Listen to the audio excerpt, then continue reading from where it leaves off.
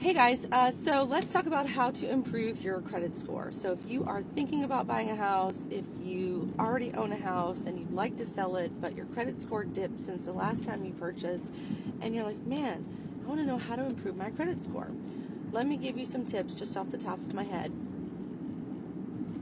Number one, if you have a credit card, all of your credit cards should never, ever have a balance greater than, do you know? If you were to guess, do you know?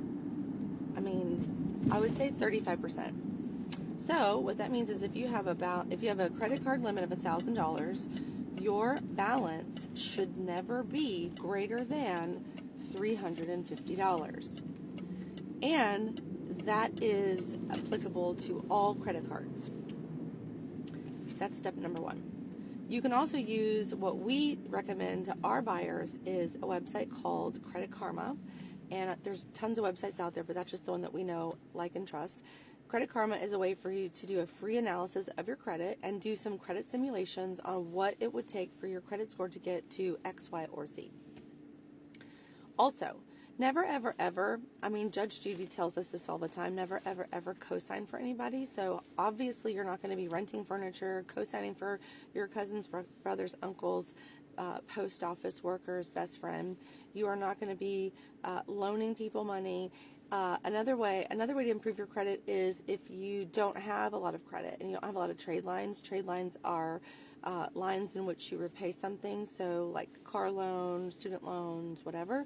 If you're currently renting, you can always call your property management company or your landlord and ask them if they report your rent payment to the credit bureaus. They'd have to report them to all three credit bureaus, which is TransUnion, Equifax, and Experian, but that's a way for you to build a trade line if you're on time with your rent every month. If you're not on time with your rent every month, probably don't do that. But if you are on time with your rent every month, then that's another way to put some positive points to your credit. Also, do you know what the minimum credit score requirement is to purchase a house? It varies from program to program, but 620, I've seen some pre-approvals come over with some credit at the 620 level. You don't need perfect credit to buy a house. You don't need 700 and above. You don't need it. You just need to establish with the bank that you can pay your bills and that you pay them on time. The biggest way for you to ruin your credit is to not pay your mortgage. That's horrible.